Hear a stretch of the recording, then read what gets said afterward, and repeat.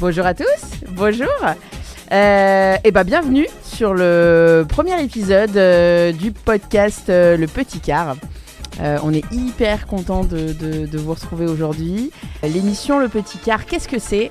Eh bien, ça va être un rendez-vous bimensuel chaque dimanche de 19h à 21h où on va s'intéresser un petit peu au processus créatif de tout genre. Qu'est-ce qui fait qu'on organise un spectacle ? Qu'est-ce qui fait qu'on arrive à créer une œuvre d'art ? Qu'est-ce qui fait qu'un courant musical devient effectivement épique et légendaire ? On va essayer pour ça à chaque émission de recevoir des artistes de tout genre, de recevoir un peu des spécialistes du genre et d'essayer de comprendre un petit peu comment on en vient à créer et comment on en vient à créer quelque chose qui s'inscrit dans le temps. Pour ce premier épisode, je suis hyper contente parce qu'on va s'intéresser à quelque chose de pas banal et de pas très commun, mais qui pourtant revient à fond à la mode. C'est l'Italo Disco. Alors peut-être que chez vous, vous faites un quoi ? L'Italo Disco ? Eh ben ouais. Figurez-vous que j'ai avec moi un spécialiste de l'Italo Disco aujourd'hui. J'ai nommé Thibaut. Salut. Thibaut, il s'appelle comme ça. Alors c'est un DJ, un DJ de talent. Il s'appelle comme ça à la scène comme dans la vie. Ouais. Voilà. Thibaut, T-I-2-B-O. Voilà. C'est mon nom de DJ. Et alors, croyez-le ou non, mais c'est le spécialiste de l'Italo Disco sur Montréal. Et on va essayer d'en parler un peu plus aujourd'hui. Et puis derrière, alors vous pouvez pas voir, mais derrière la vitre, il y a un petit bonhomme qui s'agite. De qui s'agit-il ?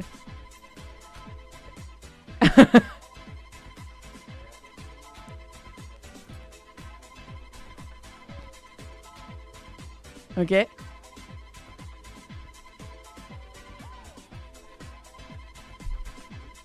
Ok, super. Ouais, c'est lui qui va faire la régie. Jay est à la fois chroniqueur et régisseur. Donc écoutez. Ok. On t'entend. On avait un tout petit souci technique. Excusez-nous, c'est le premier épisode et là ça y est, on l'entend. Ça c'est que ça fait un mois qu'on n'a pas retouché un petit peu de. Donc je ne sais même pas si on t'a. Tu penses qu'on t'a entendu ? Je ne sais même pas. Je pense qu'on ne m'a pas du tout entendu. Oh non, Okay. mon Dieu. Je vous présente un homme quand même très très important dans cette émission. Représente-toi. Eh bien, ouais, moi c'est Jay. Moi je m'occupe de la régie, je m'occupe un petit peu d'aider à faire tourner cette émission qu'on lance tout juste. Et qui va être super intéressante pour rebondir sur un style que moi je dois bien avouer avoir assez peu écouté. L'Italo Disco, c'est quelque chose que... Mais par contre, vous allez voir en discutant, vous aussi, vous connaissez, vous avez déjà écouté, vous connaissez plein de morceaux. Ouais. Ça revient vraiment fort en ce moment. Et beaucoup de ces morceaux ont bercé l'enfance des gens nés dans les années 80-90. Vous en avez entendu obligatoirement. Oui, c'est sûr. Oui, c'est sûr. Est-ce que Thibaut, tu veux lancer un petit peu une introduction, genre brièvement, qu'est-ce que c'est et Ouais. Donc, rapidement, sans rentrer trop dans les détails de l'histoire, c'est un style de musique qui est apparu en Italie début des années 80, fin des années 70. Caractérisé avec beaucoup de sons faits avec des synthétiseurs et puis des mélodies assez faciles, un rythme assez entraînant, des chanteurs souvent italiens qui chantent en anglais, une musique vraiment joyeuse, vacances, soleil, pas prise de tête. Ouais, c'est ça. Ce qui est drôle aussi, c'est que c'est une musique, c'est un courant musical extrêmement court parce qu'on parle d'un courant musical qui a existé, enfin qui a été à son paroxysme entre 83 et 85 à peu près, 1983 et 1985. Donc sur une durée extrêmement courte, qui a été très localisée parce qu'effectivement c'est né en Italie, ça s'est exporté en Allemagne. Ouais, un petit peu dans le reste de l'Europe aussi. Ouais. Mais c'est ça, surtout ouais, Italie, Allemagne. On en parlera un peu plus en détail tout à l'heure. Et ce qu'on va essayer de comprendre, c'est que c'est pourtant le style a vraiment émergé en 3 ans et pourtant c'est devenu un style hyper influent, enfin un style d'influence pour la house après, etc. Donc on va essayer de comprendre un peu. qu'on écoute, qu'on peut entendre encore aujourd'hui Exactement. dans pas mal d'endroits.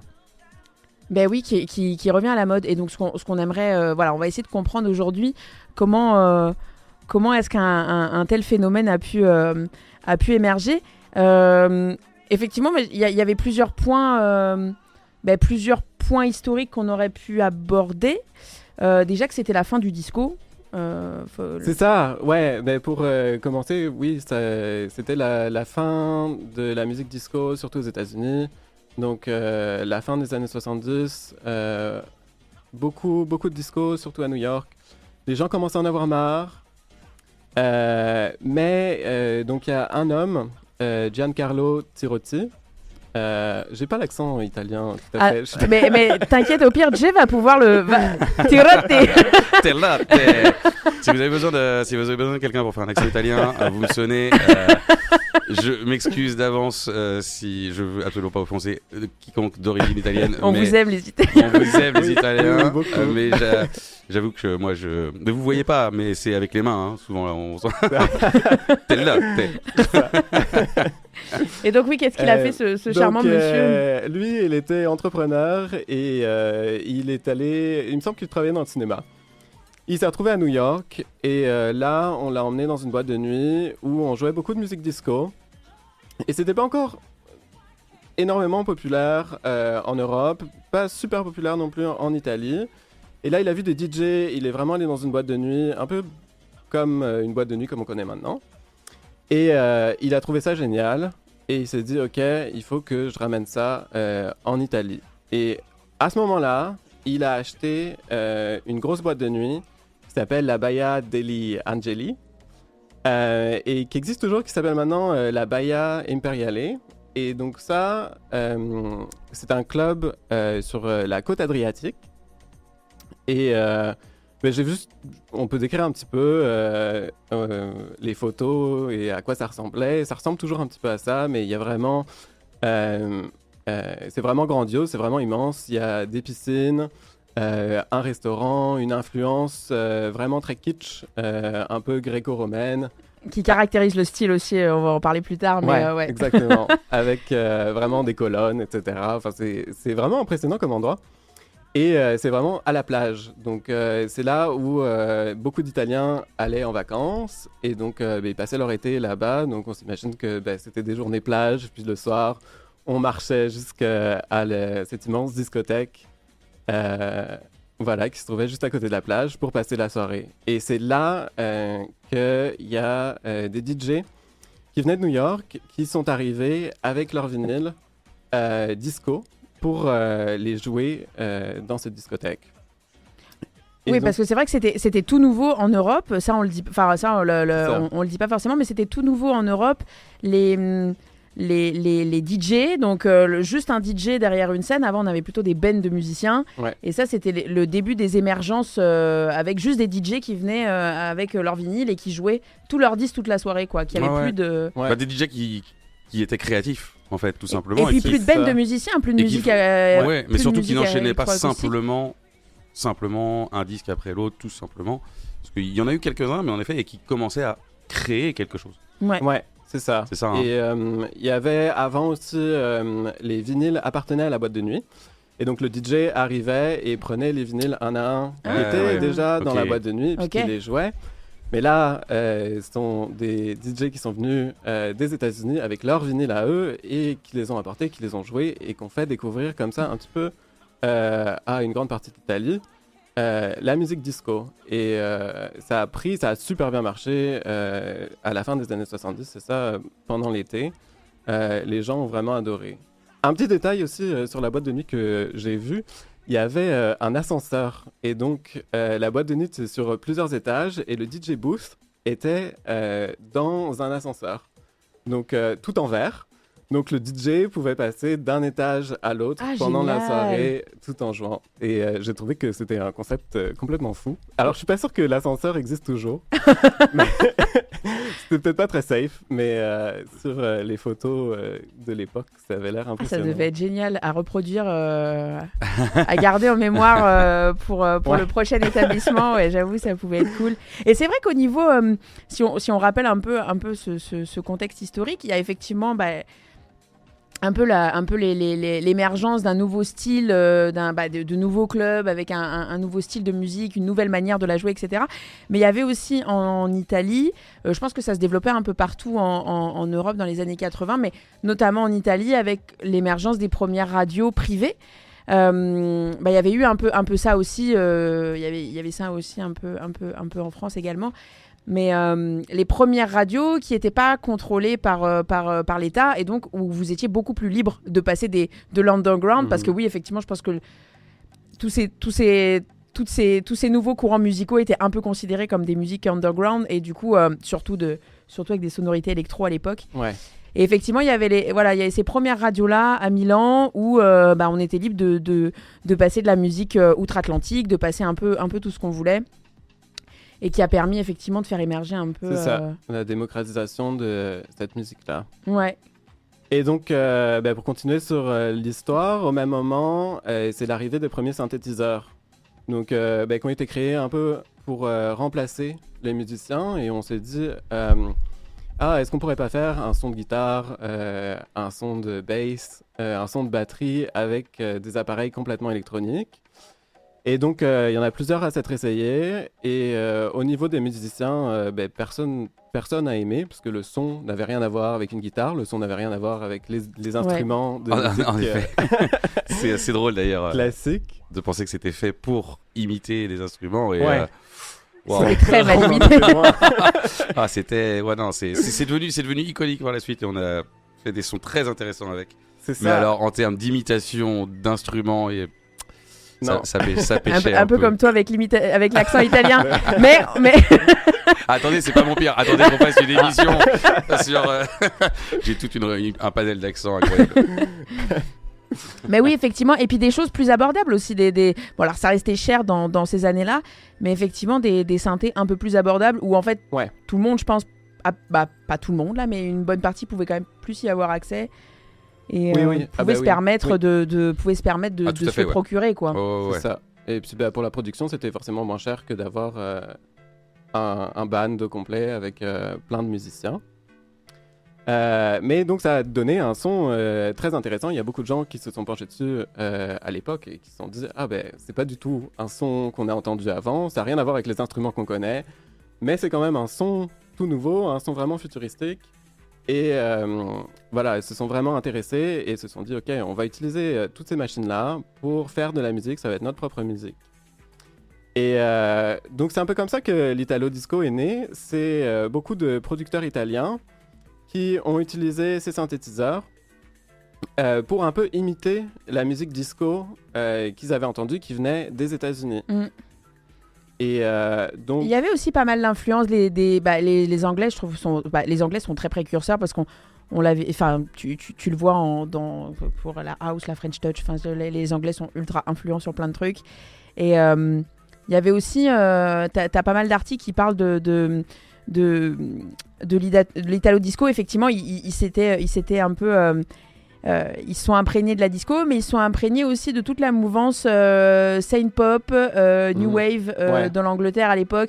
Genre, si vous voyez pas trop ce que c'est genre Dépêche Mode. Moi, c'est parce que c'est pas trop. Je peux pas vous citer non plus un milliard d'artistes, mais Dépêche Mode, tout le monde connaît. Et effectivement, dans ces années-là, il y avait pareil sur les premiers prémices de l'électro sur synthétiseur. Et voilà, et c'est ce qui cartonnait à l'époque. Donc, je pense que les Italiens se sont dit aussi. Exactement. C'est cool à reproduire. Oui, c'est ça. Et donc, ça a vraiment continué, ça a vraiment marché. Mais le but, à ce moment-là, c'était quand même vraiment de créer des hits. Et donc, il y a énormément de producteurs qui se sont mis à produire énormément à cette période-là. Et donc, il y a beaucoup de musique qui est sortie. Et avec beaucoup de chanteurs. Et pour la petite anecdote, il y a des chanteurs qui avaient plusieurs alias parce qu'il y avait tellement de musique, mais finalement pas beaucoup de chanteurs. Et pour éviter de saturer toutes les sorties avec le même nom du même artiste, on avait des artistes qui avaient jusqu'à une dizaine de noms.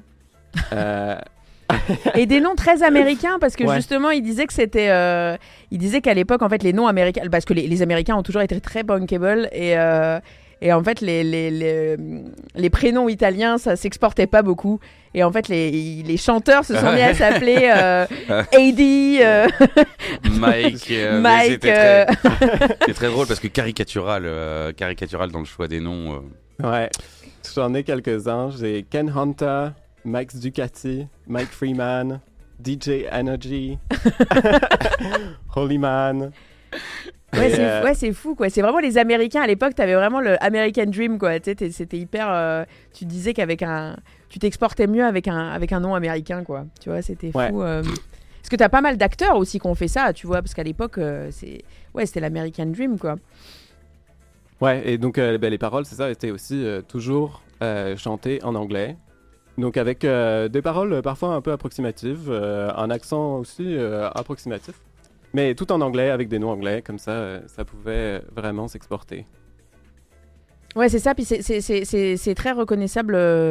C'est vraiment ils ont fait vraiment ça à la sauce italienne, c'est-à-dire avec des sonorités très simples, beaucoup de kitsch, des paroles qui voulaient beaucoup de chanteurs qui n'étaient pas vraiment chanteurs, des paroles assez naïves. L'important c'était surtout l'important c'était surtout comme tu disais de produire beaucoup. C'est ça. Et que ça marche, de pouvoir faire danser les gens. Et puis beaucoup d'artistes qui faisaient juste une chanson aussi. Puis ensuite on les oubliait. Mais les producteurs derrière, les maisons de disques, tout ça, ils ont fait énormément d'argent parce que ça envoyait. Donc, comme ça. Et alors, du coup, comment on en est venu, Thibaut, à l'émergence de l'Italo-Disco comment on en est venu à appeler ça l'Italo-Disco je crois que tu avais des petites anecdotes là-dessus. C'est un homme, Bernard Mikulski, un Allemand. Donc là, rien à voir. qui était dans la musique, donc à une maison de disques. La maison de disques s'appelle Zyx, ZYX, ZYX. Donc en Allemagne, et la maison de disques existe toujours. Lui est mort en 1997 et je crois que c'est sa femme maintenant qui continue à gérer ça. Et donc lui à l'époque faisait pas du tout d'Italo Disco, mais a entendu un peu de musique Italo Disco et s'est dit il faut absolument que j'ai ça sur mon label, il faut absolument que je le vende partout en Allemagne, je suis sûr que ça va marcher. Et donc il est allé à Disco Magic Records, qui est une maison de disques en Italie qui faisait beaucoup d'Italo Disco à l'époque. Et il a commencé à sortir des compilations avec toutes ces musiques-là. Et c'est là que s'est posé la question, comment on pourrait appeler ça ? C'est de la disco, mais c'est pas de la disco américaine comme on connaît. C'est quelque chose de nouveau. Et il s'est dit tout bêtement, ça vient d'Italie, on va appeler ça de l'Italo Disco. C'est bête, mais c'est... Non, mais... non, mais si tout pouvait être aussi simple, ça serait parfait. Non, mais en même temps, c'est peut-être simple, mais au moins c'est catchy. On retient très facilement. C'est ça. Et c'est resté. Donc au final, il a eu la bonne inspiration. Ouais. Et c'est toujours écrit sur leur pochette. Donc leur pochette sortait avec aussi un logo un peu kitsch, avec écrit compilation Italo Disco. Et ça a vraiment, vraiment marché. Et c'est ça qui a vraiment popularisé, je dirais, la musique Italo Disco à cette époque-là. Puis petit à petit, ils ont racheté pas mal de droits et donc ils ont signé énormément d'artistes aussi sur ce label-là. Et voilà, donc si jamais ça vous intéresse, le label existe toujours, on peut toujours commander des vinyles chez eux. C'est cool. Donc ils refont, ils repressent des vinyles régulièrement. Donc il y a toute une partie du catalogue de l'époque qui est toujours disponible en ligne, donc on peut aller les acheter directement. Avant que ce soit autant popularisé, il y avait quand même pas mal de il y avait quand même pas mal de choses qui étaient sorties tout début des années 80, voire années 70. Parce que pour les gens qui nous écoutent, là pour l'instant ça vous parle pas très bien, mais je vous ai dit que c'était des artistes ou même des chansons que vous connaissiez beaucoup, et notamment dont on va vous passer la chanson. C'est Giorgio Moroder. Alors comme ça, encore une fois, ça vous dit peut-être rien, mais c'est le compositeur qui a fait I Feel Love de Donna Summer. Je vous ferai grâce de pas vous la chanter là maintenant. Et donc il y a aussi une deuxième. Donc voilà, I Feel Love qui est sorti en 77, qui était vraiment qui était vraiment très très très innovant, avec ce son synthé. Réécoutez-la vraiment, je vous invite à la réécouter. Vous allez entendre vraiment ce son de synthé derrière qui est très qui est très reconnaissable. Mais là, moi, j'ai envie de vous passer une chanson qui me tient un peu plus à cœur particulièrement, que j'aime beaucoup, beaucoup, et que j'ai redécouvert grâce à toi, Thibaut. Parce qu'en faisant les recherches sur l'Italo Disco, et que j'adore vraiment, c'est la chanson The Chase de Giorgio Moroder, qui est peut-être un peu parallèle à ce qu'on va voir après, mais qui est quand même pour moi une chanson que vous avez dû entendre. Voilà. Je pense. Voilà. Donc si vous voulez l'écouter, la voici.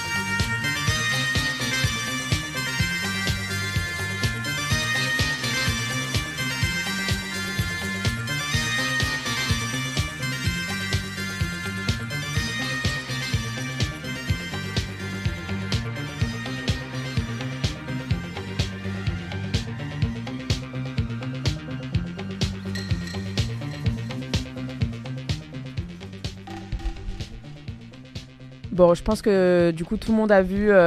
Pour ceux qui connaissaient pas, je pense que là tout le monde derrière son ordinateur ou son smartphone se dit What? Mais elle est incroyable cette track. Mais bien sûr qu'elle est incroyable cette track. Bon sang. Et je crois que Thibaut, t'avais encore pour continuer sur Giorgio Moroder, t'avais des petites anecdotes sur l'histoire, comment était faite la chanson I Feel Love avec Donna Summer. Donc Giorgio Moroder, un Italien, est parti enregistrer tout ça à Munich. Et à Munich, il y avait un grand studio avec beaucoup de synthétiseurs. Donc on était au début, des synthétiseurs. Ça prenait de la place, c'était quand même très cher et c'était aussi très très compliqué à utiliser. Donc toute la chanson a dû être faite en fait avec un ingénieur, Robbie Weddell. Et Giorgio Moroder a dit ensuite j'aurais jamais pu faire la chanson sans lui. Parce que à l'époque, les synthétiseurs ne gardaient pas la note pendant très longtemps. Et en fait, quand on les allumait, il y avait une période où il fallait attendre que toutes les pièces chauffent un petit peu avec le courant qui passe dans le synthétiseur. Puis au bout d'un moment, ça devenait un peu trop chaud. Et donc quand c'était trop chaud, les notes se déformaient complètement. Donc tout est fait avec plein de boutons pour que justement on puisse réajuster sans arrêt pendant la chanson pour que les notes restent justes. Mais ça, je pense qu'ils ont trouvé ça un peu compliqué, puis ça devait s'entendre un petit peu. Donc la chanson, qui dure quelque chose comme 6 minutes, je crois, a dû être enregistrée en bout de 30 secondes. Donc ils allumaient leur synthétiseur, ils enregistraient 30 secondes, ils éteignaient tout. Oh waouh. Puis ils recommençaient. c'est... 30 secondes, parce ouais, que c'est- là, ils savaient que la note était bonne. Puis ils recommençaient. Et donc, ils ont fait ça sur 6 minutes. Et voilà, et puis ça, c'est sorti pour faire un album avec Donna Summer, où il faisait plusieurs chansons de différentes époques. Et cette chanson-là, quand ils l'ont faite, ils se sont dit, ça va pas forcément marcher, on a juste fait une chanson normale. Et c'est sorti sur la face B, donc de l'album de l'époque. Donc la face A, c'était toujours le single, la chanson qui allait marcher. On savait que ça allait vendre et fonctionner. Puis la face B, c'était un peu plus une autre chanson, un petit bonus. Mais finalement, tout le monde s'est mis à écouter la face B. Cette chanson-là est devenue extrêmement populaire. Et on en parlait juste tout à l'heure avec Gab. C'est impressionnant à quel point cette musique-là, on l'écoute toujours avec autant d'enthousiasme de nos jours, alors qu'elle date de 1977. Mm. Puis, je l'ai entendue même en soirée à Montréal il y a un mois. Et toujours la même réception dans la foule, le même entrain. Et voilà, c'est vraiment... une Oui, belle c'est ça, c'est des chanson. chansons que tu peux très bien, qu'on écoute encore aujourd'hui, que tu peux très bien caler dans un set. C'est ça qui est, ouais, c'est ça qui est assez fou de se dire, parce que 77, ça nous paraît, bon, ça dépend de l'âge de ceux qui nous écoutent, mais 77, ça nous paraît remonter un peu à loin. Et, effectivement- oui, 77, c'est le premier Star Wars au cinéma. Ah, c'est et ça.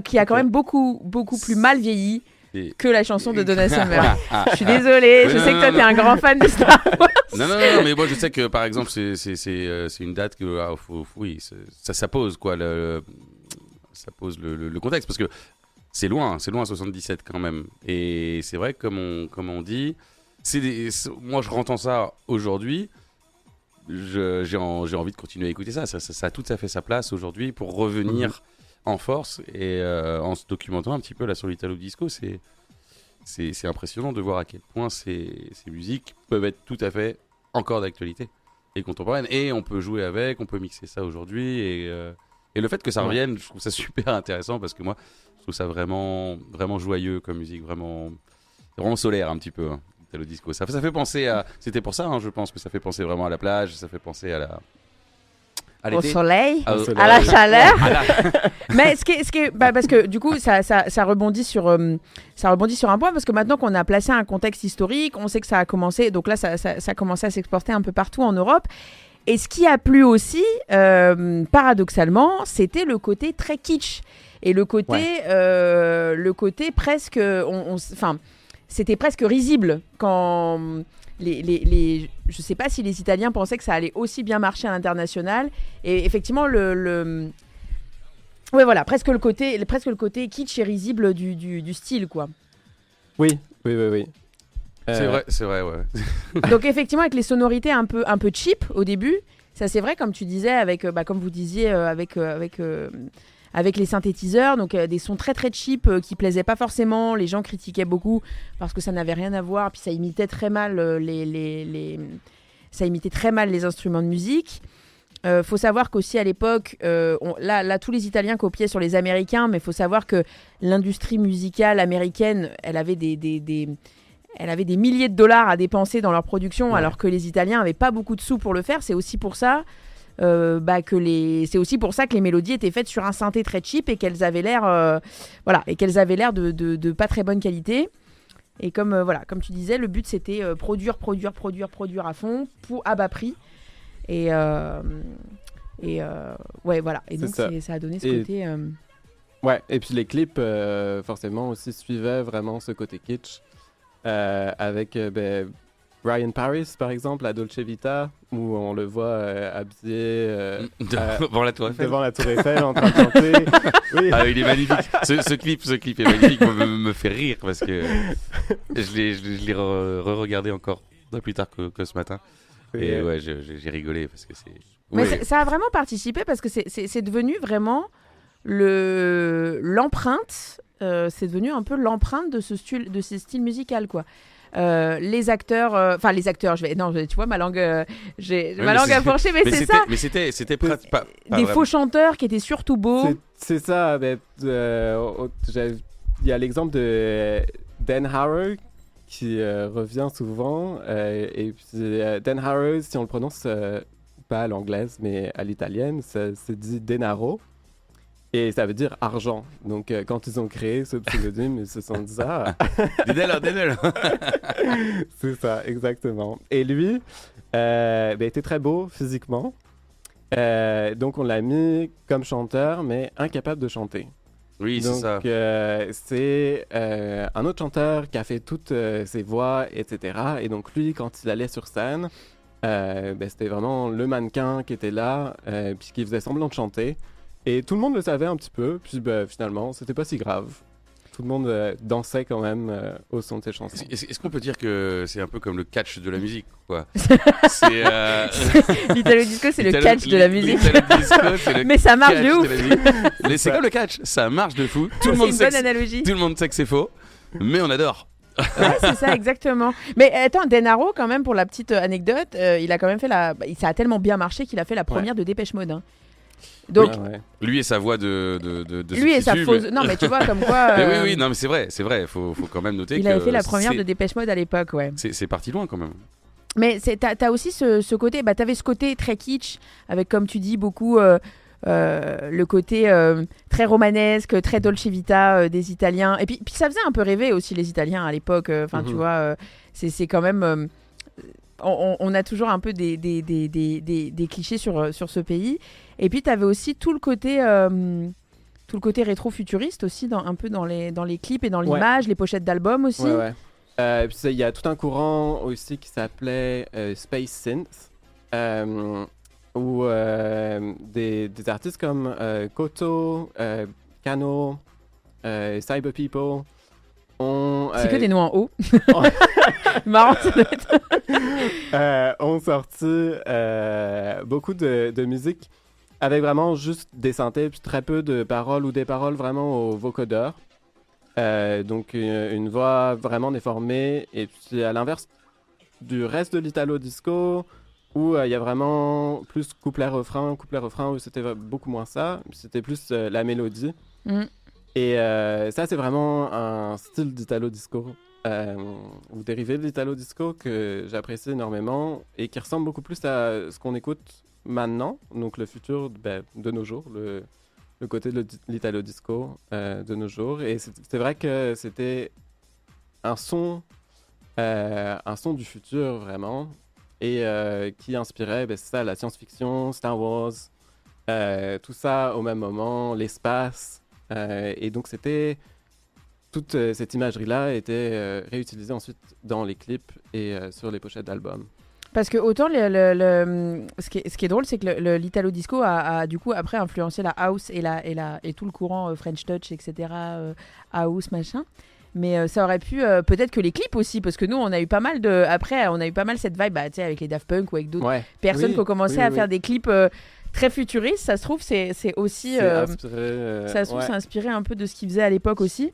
Je pense que oui, parce que l'Italo Disco avait clairement influencé les Daft Punk.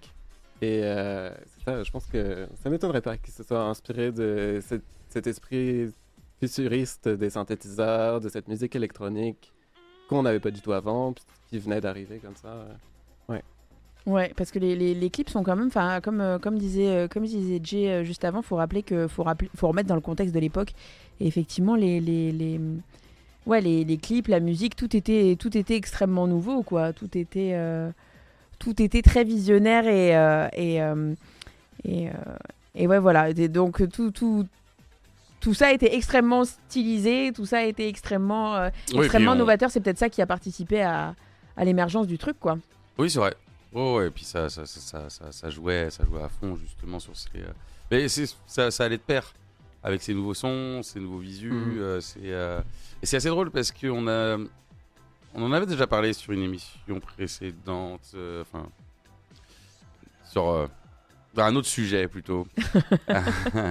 On avait déjà évoqué ça entre nous sur tous ces styles de musicaux de ces époques-là, en fin de compte, des années 80, fin 80, début 90.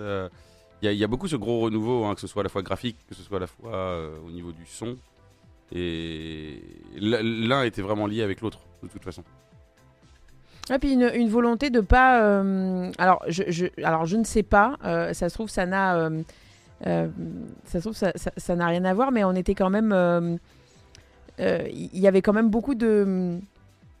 Bah, c'était quand même une époque assez prospère, mais je pense que tu avais quand même pas mal de je me dis pas mal de chanteurs, pas mal de chanteurs engagés, pas mal de choses.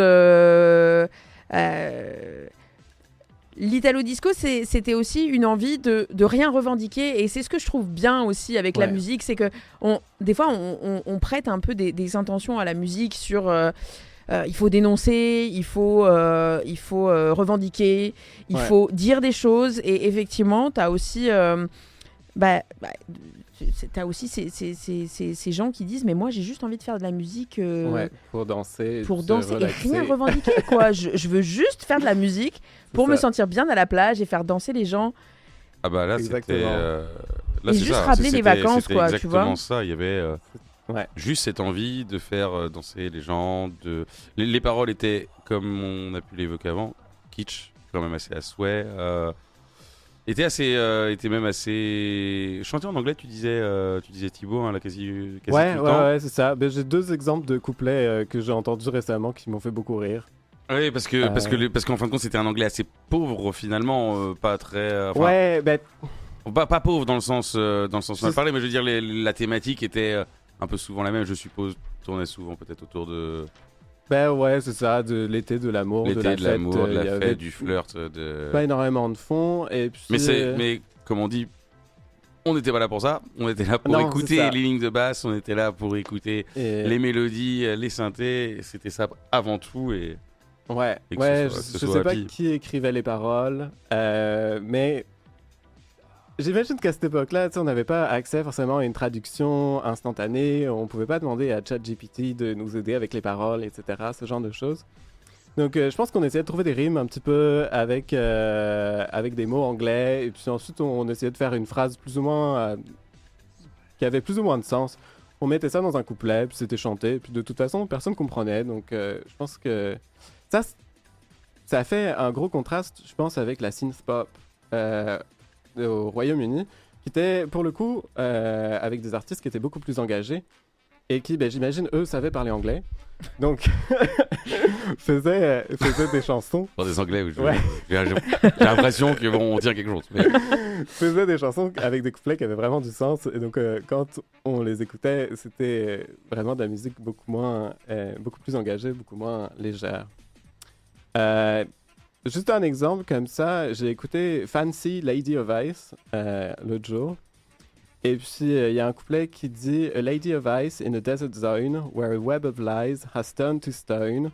A lady of ice with a painted smile, I should keep her warm just for a while. » Ça rime, on dirait un poème. Oui, c'est vrai. Beau. Et si je traduis, ça dit une dame de glace dans une zone déserte où un tissu de mensonge s'est transformé en pierre. Une dame de glace avec un sourire peint. Je devrais la réchauffer juste pour un moment. C'est beau. C'est beau. C'est beau, mais ça ne veut rien dire. Non, mais ils adoraient. Hein. Mais ouais, c'est génial. Et donc, quand on l'entend en anglais et qu'on ne comprend pas, on se dit, ça rime, c'est des beaux mots. Puis après, on réfléchit, on se dit, oui, bon. Mais ça, encore une fois, c'était vraiment pour l'exportation, parce que les Français ont fait ça un paquet de fois. Hein. Enfin, je veux dire... pour exporter les boys bands, ils faisaient chanter les boys bands en anglais. Sabrina, Boys, la nana ne parle absolument pas anglais, tu vois. Oui. Et pourtant, ça a été un tube international. Surtout parce qu'elle a montré ses seins dans le clip, mais ils l'ont fait, ils l'ont fait chanter en anglais, et c'est vrai que ça s'exportait beaucoup mieux. Et du coup. Comment ça s'est exporté un petit peu à Montréal? Qu'est-ce qui fait que comment ça s'est exporté à Montréal? Comment ça se manifeste encore aujourd'hui à Montréal? Parce que j'aimerais bien qu'on parle de comment ça se fait qu'il y a eu une espèce ça a toujours été plus ou moins là, mais il y a eu une espèce de revival dans les années 2000, et puis encore plus depuis 3-4 ans là maintenant. Comment t'expliques ça? Et puis comment ça se manifeste un petit peu maintenant? Alors, je pense qu'au même moment, que tout ça, ça se passait en Europe, il y a eu un peu la même chose aux États-Unis. Puis c'était un peu le futur de la disco. Et ça s'appelait plus High Energy. Et le nom vient de Evelyn Thomas, qui a fait une chanson qui s'appelait High Energy. Que je vous ferai grâce de ne pas chanter, mais que j'adore. Elle est incroyable, cette track aussi. Tout le monde la connaît en plus. Voilà, c'est ça, tout le monde la connaît. Et donc, tout ça, c'est un courant où on voulait rester toujours un peu dans la musique disco, mais utiliser vraiment les synthétiseurs. Il y avait The Flirts aussi, au même moment, qui chante une chanson qui s'appelle Passion. Et on voulait un peu que ça aille un peu plus vite, de plus en plus vite, de plus en plus de rythme, de plus en plus de la musique pour danser. Donc ça, c'est tout le courant High Energy. Il y en a eu à Montréal, Trans-X, Living on Video, que je suis sûr beaucoup de gens connaissent aussi. Ça vient de Montréal. Il y a un autre groupe qui s'appelle Lime, qui a fait une chanson qui s'appelle Angel Eyes, aussi à Montréal. Et puis j'ai un ou deux vinyles de Diodati qui ont été enregistrés à Montréal. Donc on peut voir encore l'adresse du studio qui n'existe plus.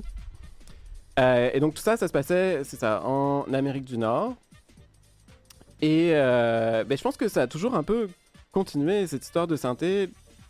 Le style a changé.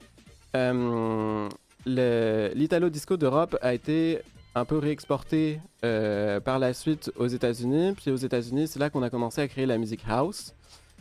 Donc c'est vraiment l'influence de la musique house. Et ça a continué après donc toutes les années 90. Puis ça a donné par la suite tout ce qui est plus musique club comme on connaît maintenant, avec la techno, etc.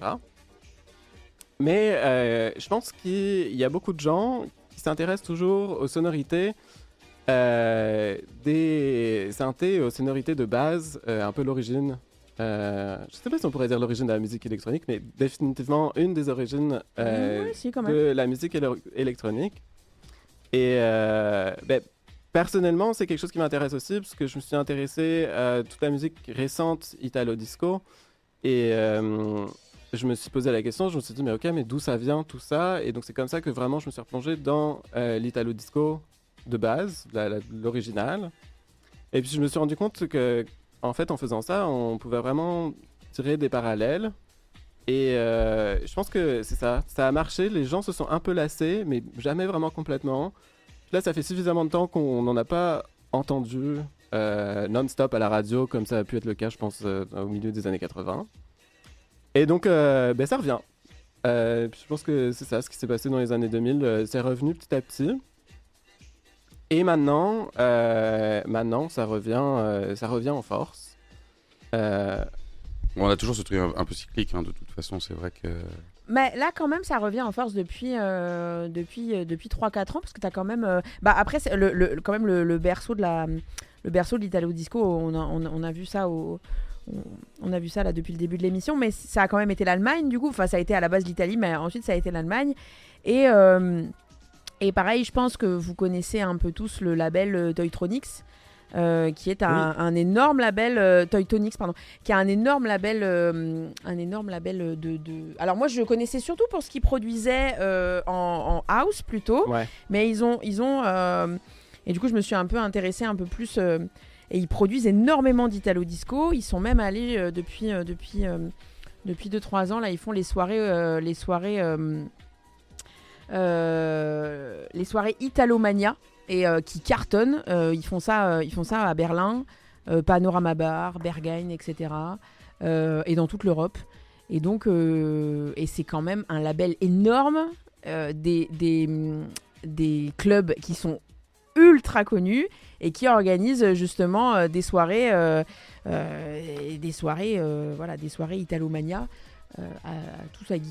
qui sont remplies à chaque fois. Et donc, donc les gens adorent ça, quoi. Les gens répondent présents. Ah ouais, toujours. C'est ça. C'est aussi, je pense, l'envie d'écouter quelque chose de différent. C'est un nouveau style de musique électronique. Beaucoup plus qui fun. est Enfin, plus jovial, quoi. beaucoup plus jovial, oui, c'est ça, qui change. Ouais, parce que c'est vrai que on avait fait un petit parallèle à un moment donné. Il y a eu, l'art techno est très popularisé récemment, notamment via TikTok. C'est surtout via TikTok, les réseaux sociaux, que ça a touché la jeune génération très fort. Et en fin de compte, ça s'est popularisé vraiment rapidement partout. Et c'est une musique tendance sombre quand même qui est un peu partout. Cet Italo Disco là nous ramène justement de la gaieté, de la joie. De la joie, mesdames et messieurs, nous en avons tous besoin. Non mais c'est vrai, ça prend un courant quand même, un contre-courant de ce que propose la techno en général et les musiques électroniques. Malheureusement, je veux dire mainstream maintenant, mais le mainstream est devenu ce qui ne l'était pas avant. Ouais, c'est dark, ouais. Mais c'est ce que disaient les fondateurs de Slow Motion Records. Je pense que tu connais, Thibaut. C'est c'est un label italien très connu. Moi, je le connaissais pas avant, mais il est très connu. Ils font les soirées Slow Motion Records qui s'exportent un peu dans toute l'Europe et tout. Et c'est un label italien d'Italo Disco qui, justement, est très influent. Et voilà, eux, ce qu'ils disaient, c'est que c'était parce qu'on leur a demandé pendant l'interview comment vous expliquez le retour de l'Italo Disco. Eux, ils disaient qu'effectivement, c'était une musique qui a toujours continué à être jouée dans les stations balnéaires italiennes, que ça n'a jamais arrêté d'être joué, et qu'en fait, ils pouvaient expliquer ça par le tourisme de masse, qu'il y avait énormément de gens maintenant, beaucoup plus de gens qui venaient dans les stations balnéaires l'été, et qui du coup se disaient c'est vachement bien comme c'est vachement bien comme style de musique, ça fait penser à l'été, tout ça, mais voilà, elle disait qu'il y avait toujours eu un peu ça, et que justement pour les Italiens c'était assez ringard, que c'était vraiment joué dans les petits clubs de stations balnéaires, que eux pensaient pas, enfin que pour eux c'était pas incroyable. C'est ça, ils ont dû faire un peu une overdose. On entend toujours les mêmes musiques à chaque fois qu'ils sortent. Bah ouais, mais voilà ce que je comprends, et que même eux s'expliquaient pas le succès. Non. Le succès qu'on connaît aujourd'hui, quoi. C'est vrai, tout à fait. Ils reconnaissaient pas et ça les faisait, ça les fait me sourire. Ça les fait me sourire que ce soit plus apprécié quasiment en dehors de l'Italie qu'en Italie même. C'est toujours assez drôle. Bah ouais, non, c'est clair. Mais, et du coup, là, je vais te poser une question un peu plus personnelle. Thibaut, qu'est-ce qui, toi, t'a plu dans ce style? Parce que t'es quand même un DJ qui s'est un peu spécialisé là-dedans. On parlera un petit peu de tes projets après, mais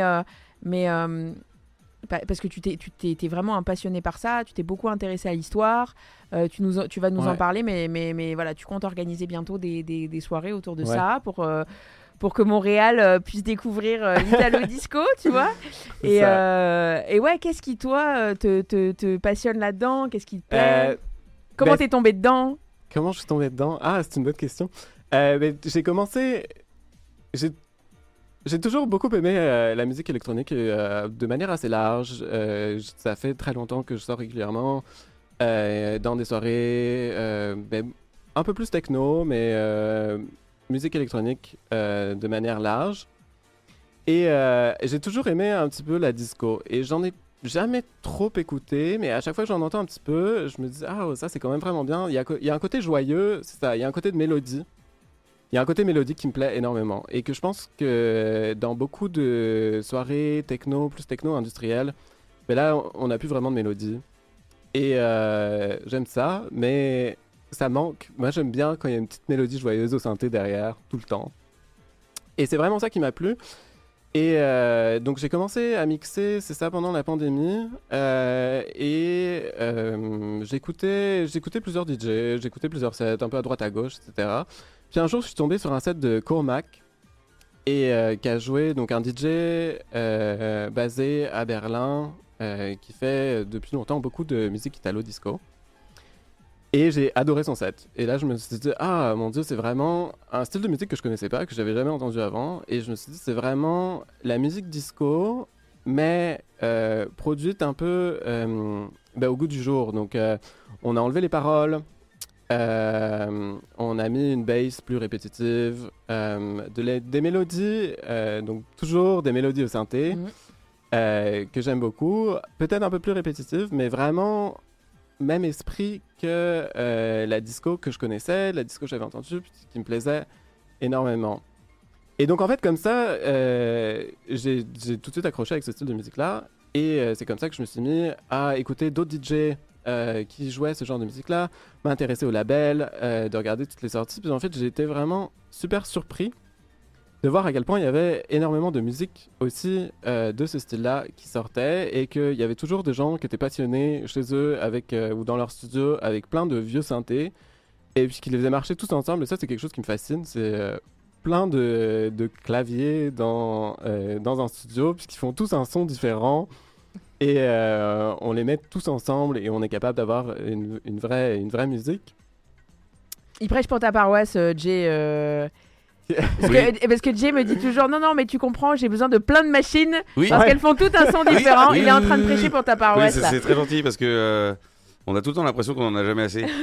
C'est ça. On en achète une et puis on se dit mais il me manque ça. Alors que bon, on va s'avouer, hein, des fois c'est juste un tout petit élément. Mais bon, ça fait tout. Hein. Et je parlais à quelqu'un récemment donc je fais pas de production encore. Ça, c'est quelque chose que j'aimerais faire dans le futur. Mais qui me disait qu'il avait commencé juste sur son ordinateur, comme tout le monde, et puis qu'il avait commencé par acheter un synthé, puis un deuxième, puis il m'a dit t'en achètes 2, puis tu peux plus t'arrêter. C'est vraiment quelque chose, tu te dis ah mais si j'avais ce troisième-là, je pourrais faire des sons un peu différents, et puis un quatrième, et puis il m'a dit ça commence comme ça, et puis c'est comme ça que tu finis dans un studio rempli de synthé du sol au plafond. Donc voilà, donc ça c'est vraiment, je dirais, ce qui m'a attiré, c'est le côté joyeux, les synthés, mais tout en gardant cet esprit vraiment de musique électronique qui peut être joué dans un club sur lequel on peut danser. Italo Disco, je trouve ça intéressant parce que c'est aussi de la musique. Il y a toute une partie, ça peut vraiment être séparé en parties un peu plus énervées pour danser dans un club noir. Avec des lasers, mais il y a une partie aussi beaucoup plus relax qu'on peut jouer dans un après-midi dans un bar à cocktail ou ce genre de choses et où on n'est pas du tout obligé de danser, on peut juste écouter. Et je trouvais ça intéressant aussi de pouvoir faire toutes ces deux styles-là avec le même style de musique. Ouais, c'est vrai. C'est vrai. Et du coup, toi, pour la suite un petit peu des choses, toi, t'aimerais un peu promouvoir ce genre musical à Montréal. Parce que là, ça fait très longtemps. T'es français, mais ça fait très longtemps que tu vis à Montréal. Ça fait 3 ans que je suis à Montréal, donc pas mal renseigné. Super longtemps. Et puis c'est ça. J'ai vraiment commencé à me mettre à mixer il y a 2 ans, je dirais, quelque chose comme ça. Avant, c'était un peu on and off. Puis avec le déménagement, tout ça, j'ai un peu laissé ça. Depuis, je me suis vraiment remis. Et oui, c'est ça, moi j'aimerais beaucoup. Je trouve que ça manque. Parce que qu'est-ce qu'il y a sur Montréal en Italo Disco? Pas grand-chose. À Montréal, de plus en plus, je suis allé voir Kendall à la SAT, un autre artiste, Pablo Bozzi. Il y a le Système, non, qui fait un peu de soirée Italo Disco, ou même pas du tout, non, peut-être pas. Système, il y en a eu aussi, mais c'est rien de régulier. Vino Disco, il y en a aussi. Ok. Vino donc, Disco, ça va bien avec leur vibe. il y a clairement beaucoup d'endroits dans lesquels on peut aller pour en écouter, mais c'est juste pas très régulier. Ok. Donc voilà, par exemple ce mois-ci, j'ai fait plusieurs soirées le mois dernier, mais par exemple ce mois-ci, je suis pas sûr d'avoir vu une soirée Italo Disco passer, par exemple. Ok. Et donc, c'est ça, c'est vraiment un style que j'aimerais mettre à nouveau de l'avant à Montréal. Et donc, j'aimerais, c'est ça, beaucoup organiser des soirées avec une partie Italo Disco. Il y a un style de musique Dark Disco dont on n'a pas encore parlé, qui est aussi assez à la mode en ce moment. Et qui a des influences disco, Italo Disco, mais un peu plus dark. Pour ceux qui n'ont pas compris, il vient de lâcher un gros indice sur le thème de la seconde émission. C'est ça, dont on parlera plus tard, mais avec des influences plus cold wave, dark wave. Voilà, et donc tout ça c'est lié, et le point commun, je dirais, c'est peut-être musique électronique avec des synthétiseurs. Et il y a aussi une scène à Montréal, mais c'est ça, plus cold wave, dark wave, un peu plus post-punk, avec aussi des artistes qui font des sons avec des synthétiseurs qui sont finalement proches de l'Italo Disco ou de certains sons de l'Italo Disco. Et donc, moi, c'est ça, c'est ce que j'aimerais vraiment organiser de manière plus régulière, sont des soirées avec une partie plus italo-disco, une partie un peu plus dark disco. Si possible, avoir des lives, donc des personnes, c'est ça, qui feraient leur musique avec leur santé live. Et donc, un mélange de DJ, de live. Ah ouais. Ah oui, parce que du coup, tu dois avoir des DJ qui font du live sur l'Italo Disco aussi, ouais. Ouais, Effectivement. c'est ça. Ah, ça doit être, ça doit être Donc, chouette, ça. ça prend du matériel, beaucoup de synthé, mais j'ai vu déjà des gens à Montréal. Je suis allé à une soirée régulière qui s'appelle Cerise Noire à Notre-Dame-des-Quilles. Et c'est ça, là j'ai vu 2 actes live qui étaient vraiment très bons, avec c'est ça, des synthés, une voix déformée, plein de pédales, etc. pour un peu ce style-là, c'est ça, pour déformer la voix, déformer les sons. Donc, si je pouvais organiser des soirées régulières, ça me plairait énormément. Donc, peut-être un appel à projet. Si vous êtes DJ, si vous êtes artiste et que ce genre de style-là vous plaît, mais contactez-moi sur Instagram et puis on pourra voir pour organiser ce genre de soirée ensemble. Mais ça, c'est un très bel appel à projet, ouais, parce que je pense que t'as plein de gens peut-être qui trouvent pas, comme toi, quoi, qui trouvent pas forcément des soirées. C'est ça, c'est dur. Et Ouais. puis de rencontrer des gens avec qui organiser quelque chose sur le même style musical. Il y en a pas parce que il y a pas énormément de DJ qui font ça à Montréal, ou que c'est des scènes un petit peu différentes. La scène Les gens post-punk, auront peut-être peur la de scène pas croiser le public, mais je pense que le public est là. Je pense que le public est prêt à Ouais. découvrir. T'as peut-être Clairement. aussi des gens, parce que c'est vrai que c'est bien plus facile d'organiser une soirée techno. Tu sais que c'est tellement populaire, tu sais que tout de Ouais. suite tu vas avoir un public. Les choses plus niches, c'est un peu, des fois t'as un peu plus de mal, quoi. C'est un peu plus dur, c'est sûr, mais je pense que c'est comme tout. Tu commences petit, puis petit à petit, si c'est régulier, les gens vont continuer à venir. Ouais. Donc c'est sûr qu'il n'y aura pas autant de public qu'une grosse soirée techno très populaire, mais c'est pas plus mal. Ouais. Après, déjà, on a de la chance que Montréal, il y a, Ouais, il y a- c'est ça, il y a- il y a- exactement. il y a de quoi faire, c'est quand même éclectique. On pourrait se trouver dans une ville quand même qui offrirait beaucoup moins. Ouais, Et où là, carrément, le concept même de s'imaginer faire une soirée Italo Disco, waouh, c'est ça ça. serait compliqué. Je pense qu'ici, tu peux avoir le public. C'est vrai que bon, C'est ça. faut communiquer peut-être dessus. Ouais, mais je pense qu'à Montréal, il y a clairement moyen. C'est vraiment une ville Oh oui. qui a beaucoup d'offres au niveau des soirées, au niveau des styles musicaux, etc. Donc voilà, le futur pour moi. Bah ouais. Euh, On te souhaite que ça réussisse alors. Moi, je serai la première à venir. Oui. Moi, je serai la première à venir à ces soirées. Non, mais c'est vrai que moi, grâce à toi, Thibaut, on a quand même découvert ce style. Ah, où, ça fait vraiment plaisir. Oui, parce que j'avais des pour la petite anecdote, moi j'avais des copains. Alors je sais pas s'ils vont nous écouter, nous écouter, enfin nous écouter ce soir, mais écouter l'émission. Mais voilà, Yoann et Dimitri, si vous passez par là, c'est eux qui mixaient ça en me disant, ils mixaient ça toujours en début de soirée en disant mais c'est génial, c'est super. Moi j'avoue que j'avais du mal, mais tu sais, tu parlais un peu de... Je sais pas si t'en as parlé ou si c'était dans tes notes, mais tu parlais de Jennifer Cardini. Eux étaient hyper fans de Jennifer Cardini. C'est dommage, on n'est pas trop passé dessus, mais c'est une des DJ, parce que même moi je la connaissais, c'est une des DJ quand même qui est... elle est hyper influente, elle passe quand même... Très connue. Elle est venue à Montréal 2 fois depuis que je suis là, je crois. Elle était passée aux Nuits Sonores, à la Time Warp. Enfin, c'est vraiment une fille qui est super connue, quoi. Elle en a fait, c'est ça, énormément. Et donc, oui, ça fait partie des DJ que j'ai découvert en même temps que Cormac. Et puis, par la suite, le label Ritmo Fatal. Et d'autres labels, le label Bordello à Parigi aussi, qui est basé à Amsterdam, qui a énormément d'Italo Disco. Et oui, c'est ça, ça fait vraiment... Il y a vraiment beaucoup d'artistes Italo Disco en Europe, je pense. Insoupçonné, ouais. Et voilà. Ou alors les gens savent pas forcément... Ouais. Mettent pas forcément un style sur un nom, peut-être aussi. C'est ça. Et voilà, mais c'est pas aussi... C'est des artistes beaucoup qui restent en Europe et qui viennent pas toujours jusqu'à Montréal. Je sais qu'il y en a beaucoup au Mexique aussi de l'Italo Disco. Ok. Bah parce que ça va bien aussi Et- avec le côté balnéaire et le côté... Non mais ça doit être... C'est ça, sans ça doute, doit jouer ouais, aussi, hein. ouais.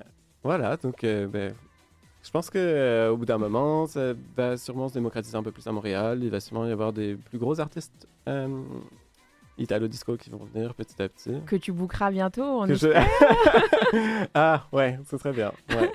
Ben, en tout cas, merci beaucoup parce que je vois que Oui. l'heure elle tourne. On aurait Ok. pu continuer à parler des heures parce que là, je vois qu'on a même été relancé sur un sujet et tout. C'est hyper intéressant. Voilà, merci d'avoir merci d'être passé, merci de beaucoup nous pour avoir l'invitation. de nous avoir fait partager, de profiter de ton expertise. Tu nous as fait l'honneur de nous avoir préparé un set aussi également. Oui. Hybride vinyle et moi ça me fait toujours un effet fou le vinyle, hybride vinyle et digital. Donc si tu veux je te laisse aller t'installer Thibaut, puis voilà, merci beaucoup. Ouais, merci Thibaut. Ouais, merci beaucoup. Super intéressant. Et puis j'espère que ça vous a plu le premier épisode. Voilà, j'espère qu'on a su vous intéresser. Merci beaucoup Jay à la technique. T'as été formidable. À part voilà. le petit couac du début, mais bon, J'espère on va déjà l'oublier. Mais oui, j'espère qu'on vous a donné envie d'aller voir, d'aller découvrir un peu plus en profondeur ce style. On vous remercie de nous avoir écoutés et puis on se retrouve dans 15 jours.